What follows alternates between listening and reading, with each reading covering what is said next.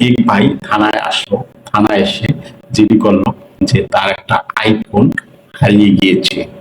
তো সেই আইফোনের সংশ্লিষ্ট কাগজপত্র এবং বক্স সহ তিনি থানায় এসে জিডি করার পরে কয়েকদিনের ভিতরে, 3-4 দিনের ভিতরে সেই আইফোনের সন্ধান পাওয়া গেছে।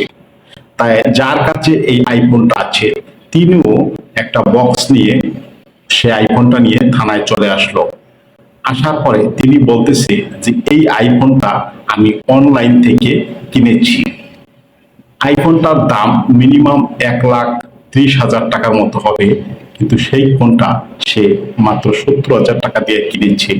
তো সাশ্রয়ের কারণে মানে অল্প মানে টাকার ভিতরে মানে বেশি দামে সেটটা, আসলে এটা আইফোন তো এটা আকর্ষিত সেট।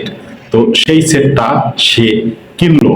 কিনার পরে দেখেন যখন সে ধরা খেয়ে গেল, দেখা যাচ্ছে যে এখন তার সে যে অনলাইন থেকে সেটটা কিনেছে সেই নাম্বার আর বন্ধ, তার সাথে আর যোগাযোগ করে পাচ্ছে না।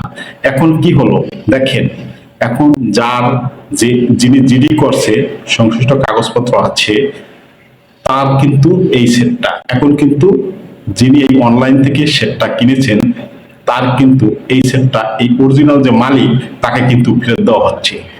তাতে দেখা যাচ্ছে যে তার সেই 70,000 টাকা মাইল সে সেটও ফেরত দিয়ে দিল, কিন্তু তার দেখেন লস হয়ে গেল।